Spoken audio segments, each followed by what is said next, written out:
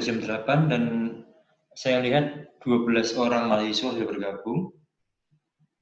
Sambil menunggu yang lainnya, kita mulai saja. Koordinator tolong mencatat siapa yang tidak hadir dan kemudian melaporkan ke saya. Kalau ada yang tidak hadir, mohon dilaporkan ke saya. Siapa saja yang tidak bisa bergabung. Kesulitannya apa, ya? Karena kuliah ini juga tidak terlalu lama, hanya setengah jam. Oleh karena itu saya mengharap semua ikut bergabung. Sesuai dengan jadwal, Anda sudah diberi tugas metabolisme, dan sudah dikerjakan pretestnya. Tapi saya tidak mau membicarakan metabolisme untuk pekan ini. Saya akan membicarakan tentang kasus-kasus pada ginjal, ya. Mbak Adela, saya bacakan kasusnya ya. Tolong Anda jawab ya. Ini sudah saya taruh di alma atau aula saudara ini. Tolong Mbak Adela, dibacakan kasus nomor 1, Mbak. Bulan Ramadan di Surabaya kali ini cukup panas. Suhu di siang hari mencapai 35 derajat dengan kelembapan 65%. NMX kesiangan, bangun, dan tidak makan sahur. Selain kehausan, ia juga merasa kencingnya sangat berkurang dan sangat pekat. Jelaskan deviasi fenomena fisiologis tersebut sesuai dengan berbagai teori fisiologi ginjal yang telah saudara pelajari, termasuk jumlah urin normal, pengaruh respirasi-perspirasi, pengaruh hormon, dan lokasi reabsorpsi. Nah, sekarang saya mulai dari saudara Adela dulu ya, Mbak Adela ya. Nona N ini di bulan Ramadan ini kesiangan bangunnya. Kalau kesiangan bangunnya berarti sahur apa enggak, Mbak? Tidak. Tidak ya. Kalau enggak sahur berarti minum apa enggak, Mbak? Tidak. Enggak minum ya. Belum tentu sholat subuh juga ya. Bangunnya jam 9, jam 8 gitu. Selain merasa kehausan, dia juga merasa kencingnya berkurang dan sangat pekat. Coba Anda bisa jelaskan enggak, Mbak? Volume kencing normal itu berapa? Kok sampai Nona N itu menganggap kencingnya kurang? Volume urin normal itu 1,5 liter. Sekitar 1,5 liter per jam Per mungkin? hari. Per hari kan? Ya, 1,5 liter per hari. Jadi Anda coba iseng-iseng lah, ukur urin saudara sendiri gitu juga ya. Nanti ketemunya kan 1,5 liter. Nah kalau sampai Nona N itu menganggap kencingnya kurang, berarti di bawah 1,5 liter kan, kira-kira ya nggak tahu berapa, mungkin 1 liter, mungkin 700 cc, mungkin 600 cc, nggak tahu ya. Nah jelas dia merasa kencingnya kurang dari 1,5 liter. Coba Mbak, Anda bahas Mbak, kira-kira penyebabnya apa ya Mbak? Mungkin bisa dengan suhu dan kelembapan. Ya, apa pengaruh suhu dan kelembapan Mbak? Yang menjadikan kencingnya jadi sedikit. Nah ya, apa pengaruhnya suhu dan kelembapan? Ini tinggal di Surabaya kan? Surabaya itu suhunya panas, kelembapannya tinggi apa rendah? Tinggi. Tinggi. Kelembapan tinggi itu membuat kencingnya jadi banyak atau sedikit, Mbak? Sedikit. Sedikit, ya. Apa sih, Mbak, kelembapan tinggi sama kelembapan rendah itu bisa bedakan nggak? Mungkin Anda pernah? bisa Terus? keringetan, jadi cairannya keluar dari tubuh. Orang suhu pada kelembapan tinggi itu rasa yang kita rasakan itu sumuk gitu loh, bukan panas ya, bukan terpapar sinar yang panas atau suhunya panas enggak ya. Mungkin suhunya normal 27 28 gitu, tapi sumuk. Pernah nggak ngerasakan gitu? Pernah, Dok. Pernah ya. Anda pernah ke negara 4 musim ya? Iya. Pernah nggak ngerasakan mataharinya keras, tapi kita pakai jaket? Iya, pernah. Nah, ya kan itu kelembabannya berarti rendah. Jadi mataharinya panas, kelihatannya kayak panas gitu kan, terang panas gitu, nggak ada mendung, tapi dingin. Kita pakai jaket gitu, kita pakai sweater atau kita pakai jaket yang nggak terlalu tebal itu masih nyaman itu. Itu namanya kelembabannya rendah. Humidity, kelembabannya tinggi. Gitu. Surabaya adalah contoh yang paling pas untuk melihat suhunya tinggi, kelembabannya tinggi. Karena kelembabannya tinggi, maka keringetan, sumuk. Akhirnya cairan keluar melalui keringat. Ditambah lagi suhunya juga panas. Akhirnya bagaimana, Mbak? Mungkin untuk reabsorpsi cairan dan Na-nya juga semakin tinggi. Mengapa kok begitu? Mengapa kok suhu menyuruh reabsorpsi? Mengapa kok tubuh menyuruh memerintahkan reabsorpsi natrium dan H2O meningkat? Karena cairannya semakin sedikit, kan keluar. Cairan di dalam plasma berkurang karena keringat, karena hawa panas, karena kelembapan. Jadi udah keringatan duluan. Keringatan berarti kan cairan plasmanya kan berkurang melalui keringat kan. Berarti tubuh mendeteksi ini sebagai suatu kekurangan cairan kan. Oleh karena itu dihasilkanlah hormon. Apa Mbak? Aldosteron. Aldosteron benar. Tapi yang lebih tepat lagi apa? ADH. ADH. ADH dan aldosteron. Untuk meningkatkan reabsorpsi natrium dan H2O. ADH titik tangkapnya di mana, Mbak? Lokasi reabsorpsinya di mana? Oh, di itu, di kolektivis. Di collecting duct, ya. Kalau aldosteron di mana? Itu kalau apa? Kalau aldosteron reabsorpsinya di mana? Di tubulus proksimal. Di tubulus proximalis ada, di tubulus distalis ada, ya. Di tubulus proximalis yang paling besar, ya. Oke. Kalau pengaruh respirasi perspirasi apa, Mbak? Juga membuat kencingnya semakin sedikit. Mengapa kok begitu? Cairannya keluar dari akibat respirasi dan perspirasi. Dalam bentuk, dalam akibat respirasi dan perspirasi itu keluar cairan? Masa keluar air?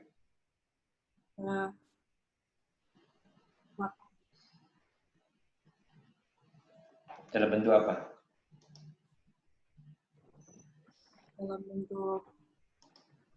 Dalam bentuk uap air. Uap air, ya. Jadi karena dia respirasinya meningkat, perspirasinya kayak menggeh-menggeh itu keluar banyak uap airnya. Uap air kan airnya juga dari plasma juga, makin kekurangan. Paham ya? Oke. Kalau udah paham, saya ke Rifki Anindya. Tolong dibacakan Iya, Dok. Kasus kedua, Mas. Iya.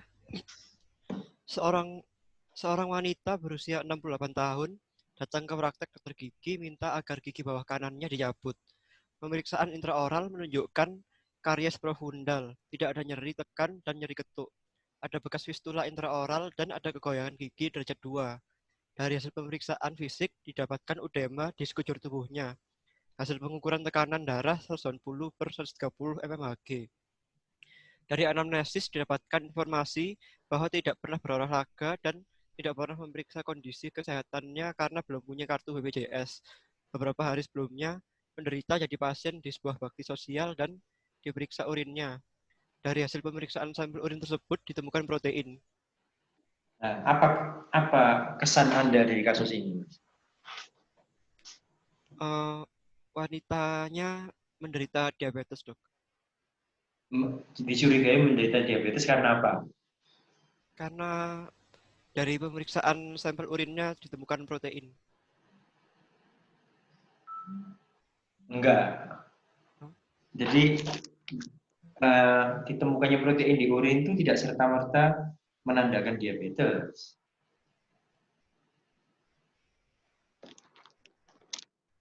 Benar, Anda mencurigai diabetes benar. Tapi dari aspek apa kecurigaan diabetes itu?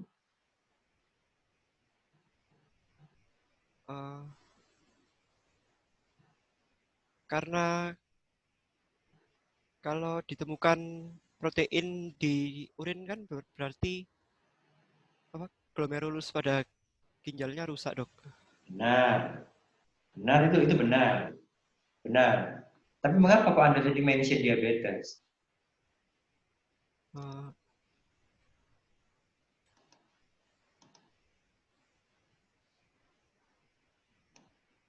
Coba Mbak Amelia bisa bantu nggak? Kenapa Mas Rifki tadi dalam pikirannya itu mengapa kok dia mention diabetes karena apa? Mungkin karena adanya kegoyangan gigi derajat 2, Dok. Iya, kegoyangan gigi derajat 2 yang tidak ada nyeri tekan dan nyeri ketuk, berarti kan nggak ada periodontitis di situ. Goyang-goyang sendiri, berarti kekurangan, berarti kerusakan tulang, kerusakan gusi, bukan karena infeksi periodontitis. Jadi tempatnya gigi menancap itu tulang alveolnya, gusinya, periodontal ligamennya itu rusak semua akibat diabetes. Dicurigai ya, belum tentu ya, ini kan belum ada pemeriksaan darah glukosa plasma kan belum ya. Jadi ini kan dicurigai diabetes. Kemudian kesan apa lagi Mbak yang Anda dapatkan ini dia?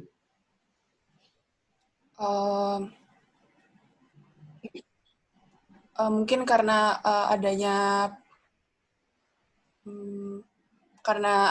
ditemukan adanya protein pada urin, maka bisa dikatakan bahwa glomerulusnya rusak. Nah, apabila ada protein yang ditemukan pada urin itu salah satunya mungkin ada albuminnya.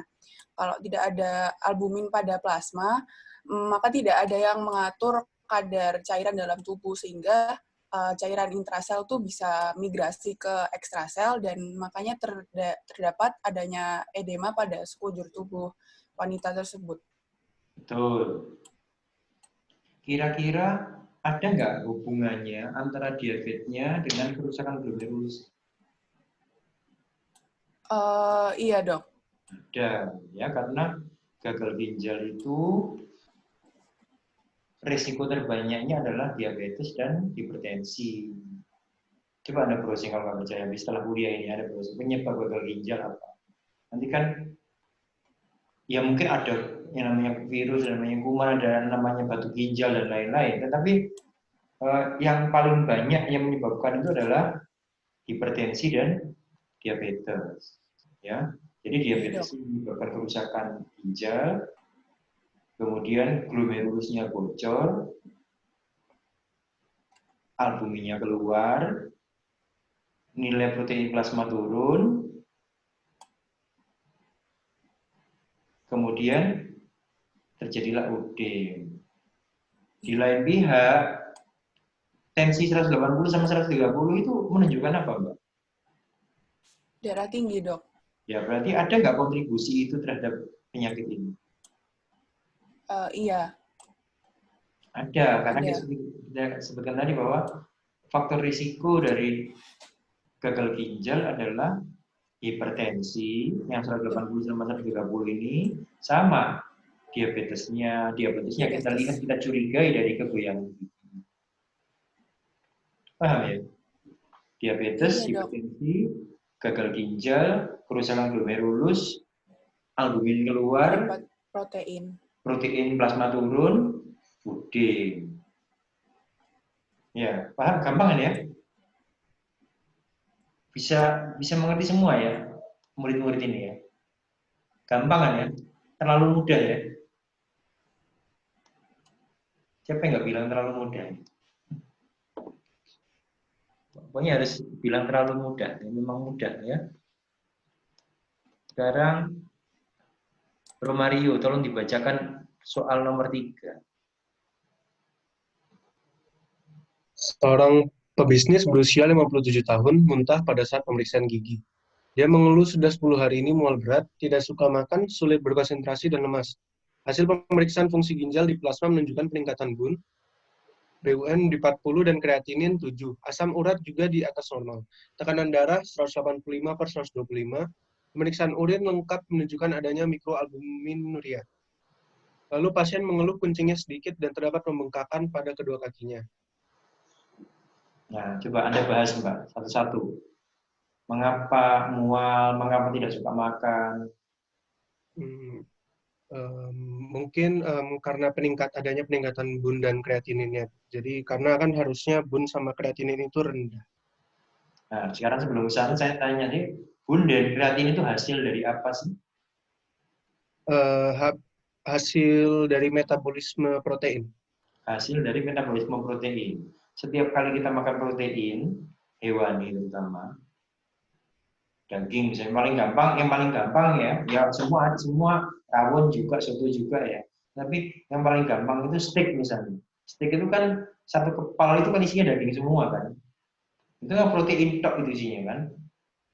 Nah, kalau Anda banyak makan protein seperti banyak makan steak itu, kita semua, maka limbah proteinnya itu, BUN kreatininnya itu akan banyak.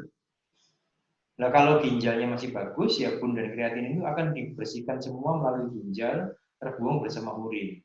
Sehingga plasmanya akan bersih dari BUN dan kreatinin. Tetapi, kalau konsumsi daging atau protein kita itu banyak sekali, maka BUN yang dihasilkan juga akan makin banyak dan kerja ginjal akan makin berat. Oleh karena itu, orang yang gagal ginjal itu diperintahkan oleh dokter untuk membatasi asupan protein. Itulah sebabnya. Kalau Anda misalnya punya saudara atau teman yang mengalami cuci darah karena gagal ginjal, kan asupan proteinnya dibatasi. Mungkin tempe aja cuma boleh 1. Jadi jangan bayangkan bisa makan soto enak seperti saudara gitu. Mungkin tempe aja cuma dibatasi 1. Karena apa? Karena keterbatasan ginjal dalam membuang BUN dan kreatinin. Ya. Jadi Anda sudah tahu tentang BUN dan kreatinin. Terus apa Mas penyebab dia mual, tidak suka makan, sulit berkonsentrasi dan lemas itu karena apa tadi? Karena terlalu banyak BUN sama kreatinin di darah. Nah itu, karena dia adalah limbah metabolisme, dia itu racun. Akumulasi BUN dan kreatinin di dalam plasma sampai nilainya 40 dan 7 itu menunjukkan tingginya BUN dan kreatinin. Tingginya BUN dan kreatinin dalam plasma itu akan mencemari plasma.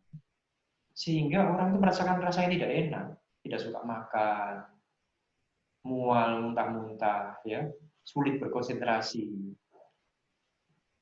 lemas terus, maunya tidur terus, ya. Asam urat juga termasuk limbah yang harus dibersihkan, ya.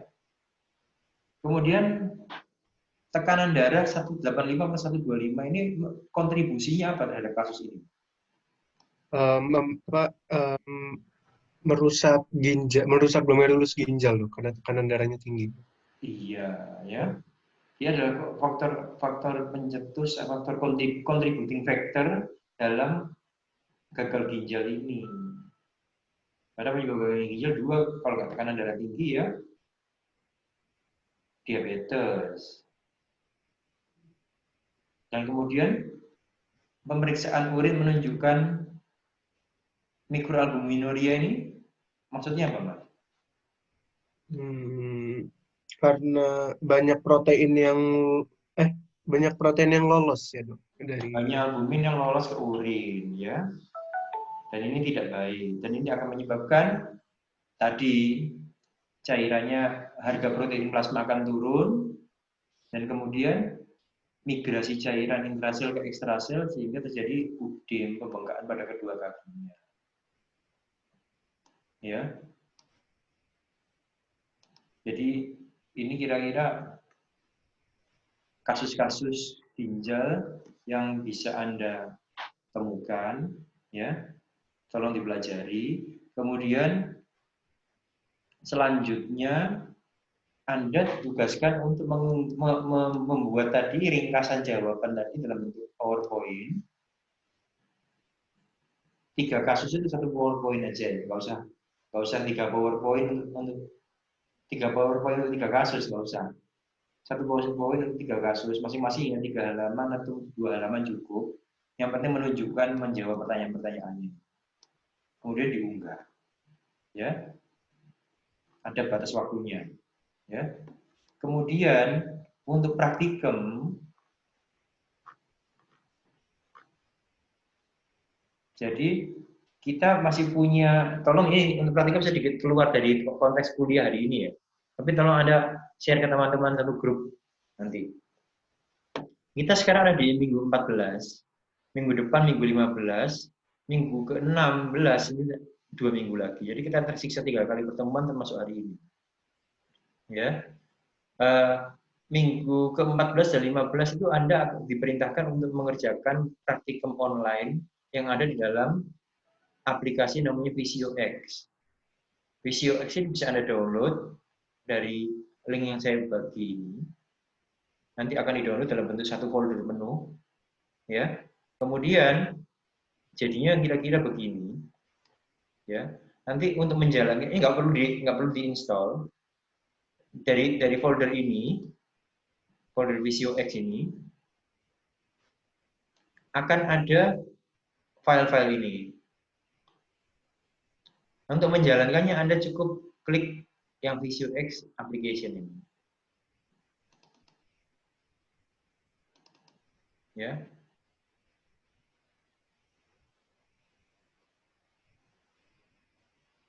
Kemudian diperintahkan untuk exercise berapa, latihan nomor berapa dikerjakan, ada perintahnya untuk mengerjakan, ada reportnya, ada summary-nya, semua dijawab dalam bentuk bahasa Inggris.